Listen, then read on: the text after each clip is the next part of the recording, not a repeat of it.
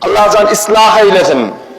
Şu Türkmen ağam bir bolmayan bir zadı var. Yanvar örüngap, yanvar ağdı bir ol bir zat goğlunun uruyağın içinden bir topar fitne fesatçı iştir gep gıybatçı çıkıyor. Onun bir alim Rabbi'nin ağzından bir gep alıyor. Yanlışmayan mı amin?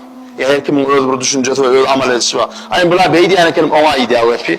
O ki intertere edip buna idea buluşturup aylanıp böyler.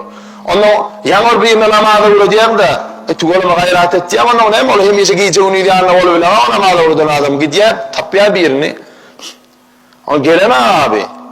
Namaza gelene mescitte yok. Halbuki mescitte adam olup gitti. Mescitte Kur'an öğrenin, namaz öğrenin gitti mescitte gelene.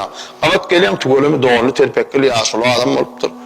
Doğancım mescitten sen Tugolama üzülüpsün le. Tugolama da değerli olayım yansılamaydı yanına. Ne hem oluyor?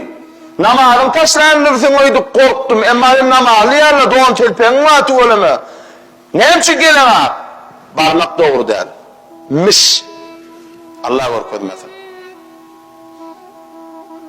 Ağdalalık yalık erbet zat yok. Hele dini ağdalalıkın erbet zat. Çok için çağlarını da, cigilerini de, doğanlarını da, doğsiyarlarını, komşu olamlarını da mescide iterin. Mescid-i amamlar belli bir düşüncede vaat ediyor. İyirine düşüp ağdı birlikten ayırmasın. Birini ayırmıyorsan ona varıp yapmalılar, onun ayıbını ödüne varıp örtüşek olmalı, yapışacak olmalı. Günümüzde kıyın, ama kıyın zatta da soğakken ne diyeceğim artık, hayrat edelim. Borcumuzdur inşallah.